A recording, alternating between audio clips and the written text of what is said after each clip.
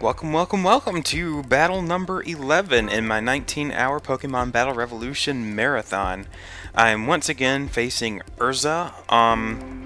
Like I said before with battles against Fiasa, there are a few people that I ended up facing a few times. With Erza, I believe I faced her 3 times total.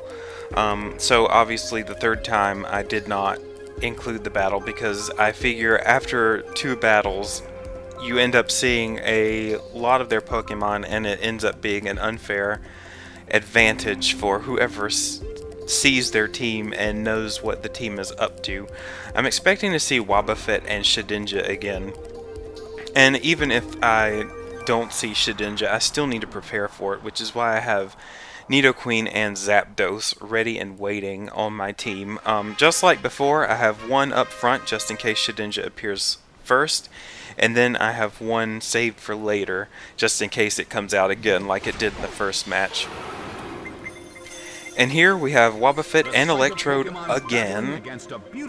Seeing Electrode on the field against Nidoqueen and Lanturn should have raised a red flag because it can't do anything damaging to them besides explode, so I probably should have taken this opportunity to switch them out.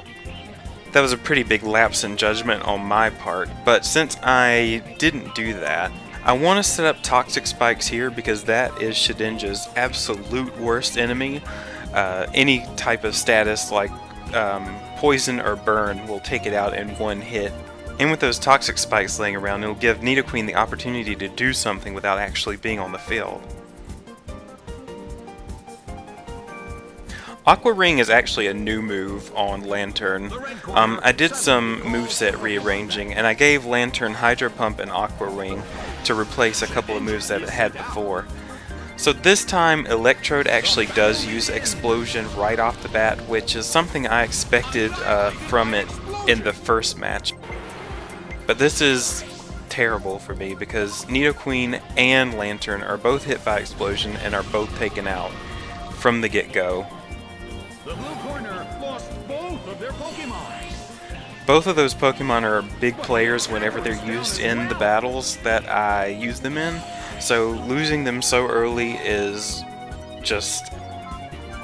I was pretty sure, this game was lost, but I decided to fight anyway with Electivire and Zapdos, because I do have a backup plan with those two. They're faster and they're stronger than Lanturn and Nidoqueen, which is why they were saved for last.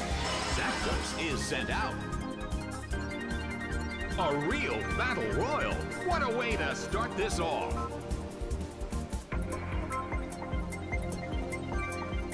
So with Wobbuffet out again, it's not like I can switch out anyway. So I don't know whether or not, yet again, to attack Wobbuffet or to focus completely on Shedinja. With Zapdos, I figure Air Cutter would be the best way to go because it hits both Pokemon, and if Vaporeon is used, then using Heat Wave with Vaporeon ready and waiting would be a bad idea. So Air Cutter is the way to go, even though it's not really used that much, but it's going to prove to be a very important move in this battle. How many people, if anybody is watching, how many of you actually use Air Cutter in battle? It's not a move that I see very often, but it's actually really useful, in my opinion. It doesn't hit hard, but having a special attacking flying move that attacks both opponents at once, it's pretty convenient in my opinion. Wobbuffet uses its move. So Wobbuffet is up to its encoring tricks, but it's at a much lower health than it was in the original battle that I had with Erza. So I'm not that afraid of it this time.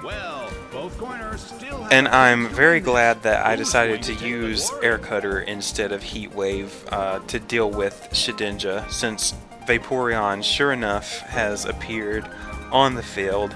Hopefully Electivire goes after Vaporeon some, and hopefully knocks it out. Vaporeon protects itself.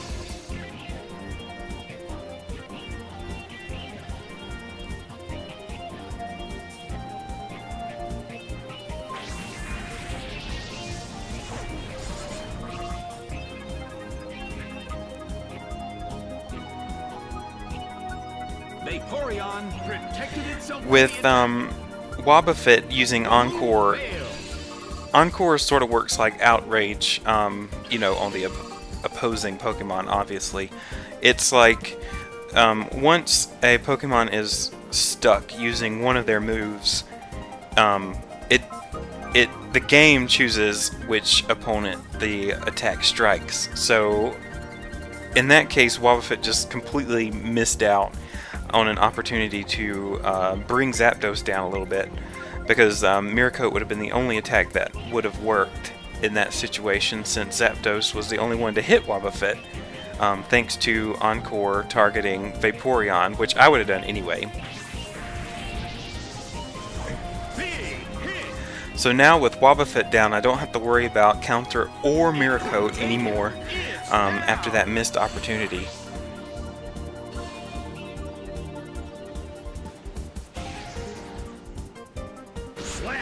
Even with the early advantage after Electrode took out two of my Pokemon, I think Electivire and Zapdos really backed Erza into a corner, because the Pokemon that she had on the field were slower than mine, obviously, and the only chance that Vaporeon really had is if Electivire went after Wobbuffet. And after that turn, with Vaporeon protecting like it didn't really have a chance with a Thunder Punch coming from Electivire, so that was really good for me. Usually Zapdos has a really hard time in battles because Pokemon tend to target it first, and since it's not like a perfect Zapdos, you know, when it comes to legendaries you usually take what you get, and I took what I got. It's from a trade from Lord Extangewich, and sometimes it's taken out really early because the Pokemon decide to target it instead of Zapdos' partner. So it's nice when Zapdos actually gets a chance to shine, and Electivire too. I don't use Electivire as much on this team as some of the other Pokemon, so it's nice to see it getting some sunlight, even though it's encored into a move that can't even hurt Shedinja. It couldn't hurt Shedinja anyway, it's just nice to see it out and about.